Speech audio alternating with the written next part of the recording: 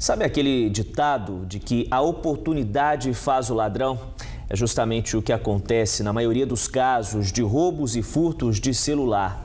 Estamos tão acostumados a usá-los no dia a dia que nem percebemos o perigo que podemos correr. É verdade, a tecnologia contribui, com a nossa comunicação, mas também distrai. E além dos crimes, há ainda o risco de acidentes, Baldin. Portanto, vale o alerta para ser mais prudente para não ser mais uma vítima. Ele faz parte da vida de todo mundo, mas o celular que revolucionou a comunicação se tornou mais que um simples telefone. O uso do aparelho já é tão automático que o que mais se vê nas ruas é gente andando e navegando ao mesmo tempo. Todo mundo tem esse costume, né? Difícil, é que eu tô vendo um endereço aqui. É difícil desgrudar um pouquinho? É difícil, mas tem que desgrudar, né? A gente tem outros compromissos, daí tem que desgrudar, mas é difícil, né? Parece algo inofensivo, mas essa distração pode causar graves acidentes.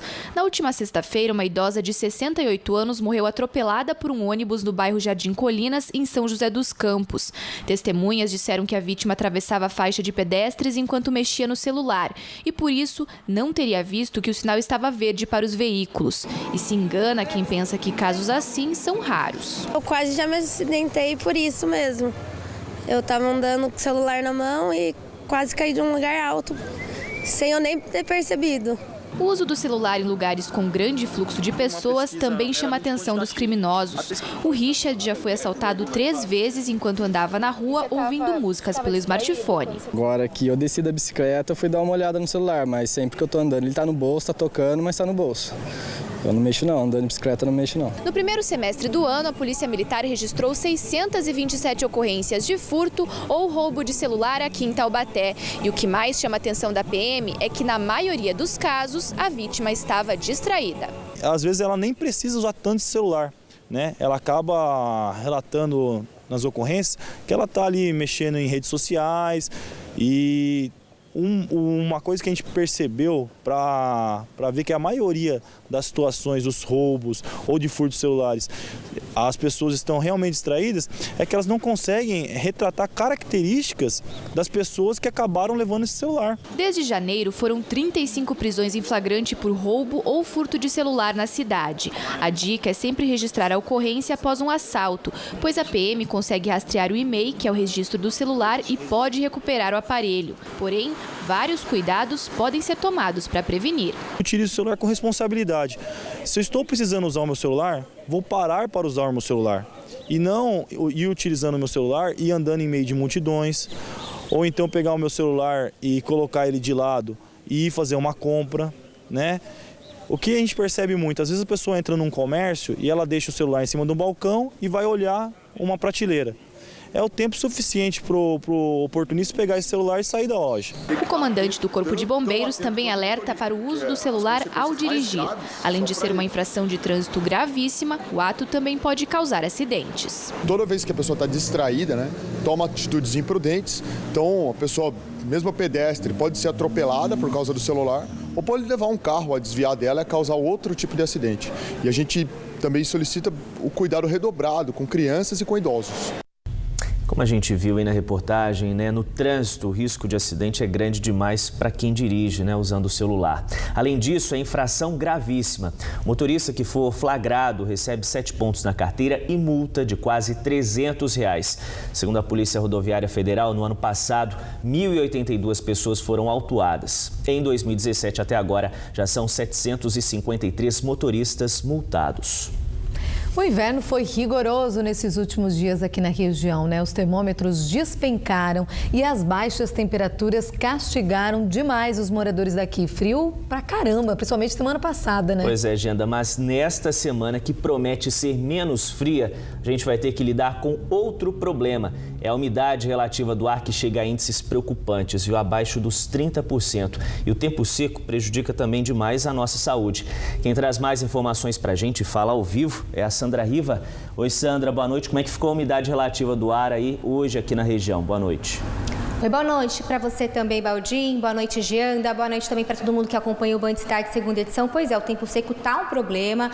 Na região de Guaratinguetá foi onde foi registrado aí o menor índice de umidade relativa do ar, 32%.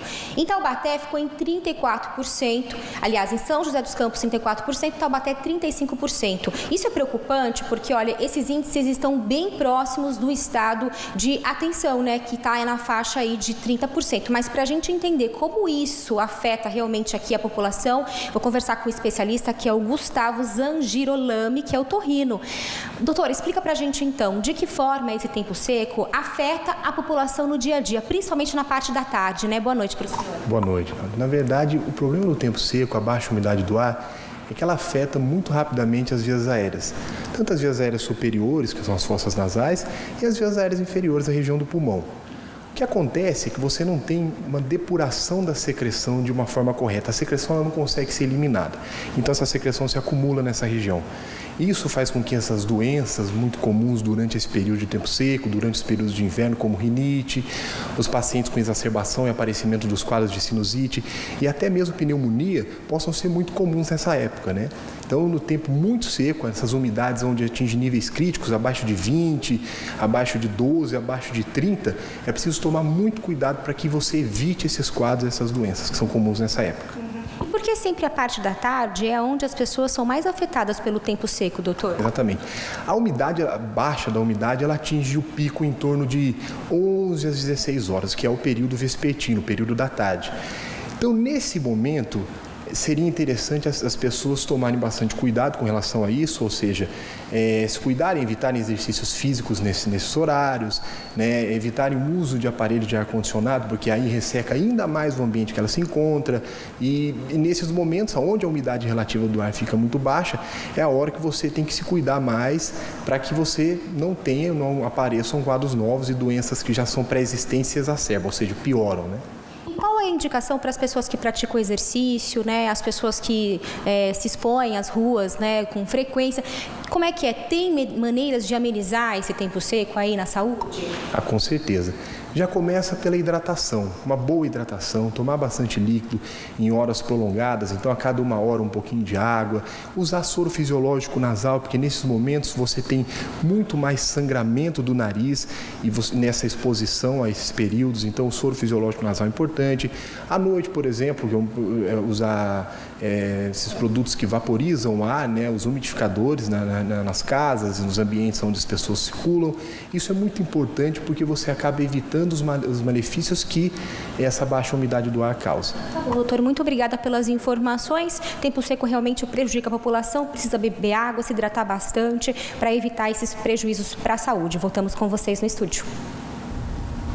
Ok, Sandra, obrigado pelas informações. Vamos ver agora como é que fica a previsão do tempo.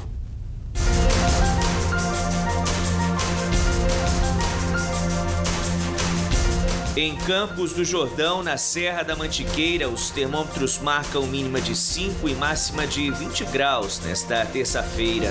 No Vale do Paraíba, São José dos Campos registra mínima de 10 e máxima de 26 graus. Em Pindamonhangaba faz 27, mesma máxima esperada em Lavrinhas. No litoral norte, Caraguatatuba marca a mínima de 16 e máxima de 28.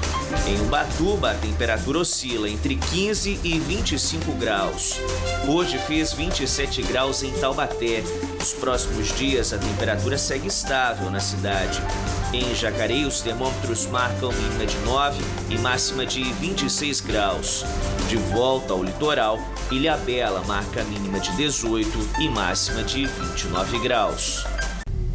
Depois do intervalo, Endereço do Bem, o antigo casarão na Avenida Nelson Dávila, em São José dos Campos, que era ocupado por usuários de drogas, será transformado num local para ajudar os dependentes químicos. E ainda, frio na montanha, turistas sobem a serra e movimentam a pacata Cidade Cunha. Festival de inverno reúne boa gastronomia e exposição de carros antigos.